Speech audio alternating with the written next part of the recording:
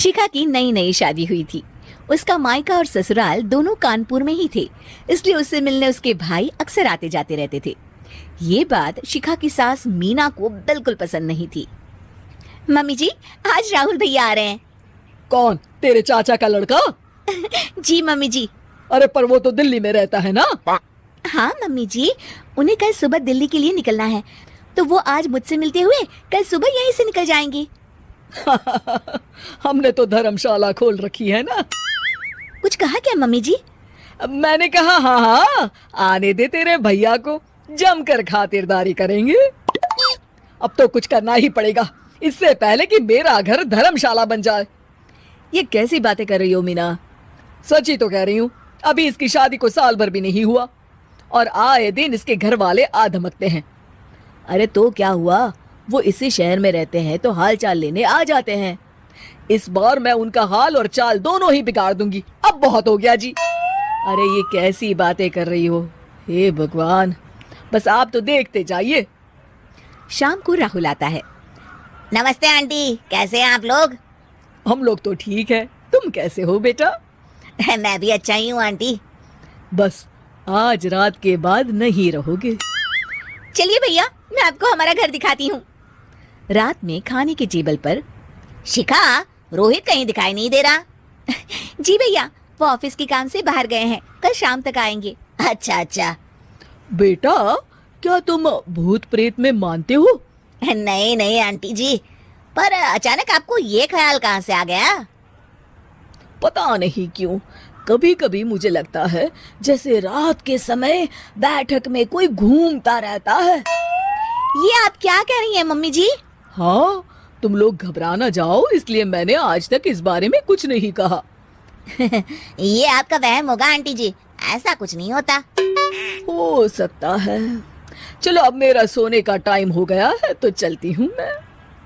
शिखा बेटा, राहुल के सोने की व्यवस्था वहीं दीवान पर कर देना। जी पापा जी। अब चलिए भी। अच्छा, तो बैठक में सोने वाले हैं साहबजादे। क्या बड़बड़ा रही हो? कुछ नहीं, आप सो जाइए। मीना और महेश के सोने के बाद शिखा और राहुल आपस में बात कर रहे होते हैं, तभी डोरबेल बजती है। अरे आप! सरप्राइज! काम जल्दी खत्म हो गया तो मैं आज ही चला आया। ये तो बहुत अच्छा किया। देखिए राहुल भैया भी आए हुए हैं, आप दोनों का मिलना भी हो जाएगा। कैसे हो रोहित? मैं तो ठीक हूँ भैया। शिखा, मैं भी आज यहीं सो जाता हूँ, राहुल भैया से बातचीत भी हो जाएगी। अच्छा अच्छा, ठीक है।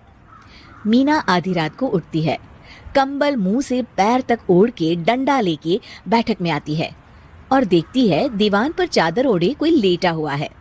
देखो तो कैसे मजे से सो रहा है बहन के ससुराल में। मीना ताबड़तोड़ 4-5 डंडे मार देती है। अरे मर गया, अरे बचाओ बचाओ, कौन है?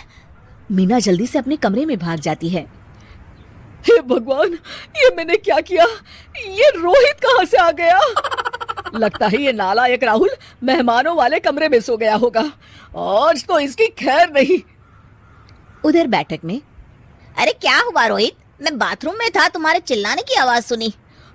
पता है भैया, मैं सो रहा था, अचानक से कोई आकर मुझे डंडे मारने लगा। ये क्या कह रहे हो?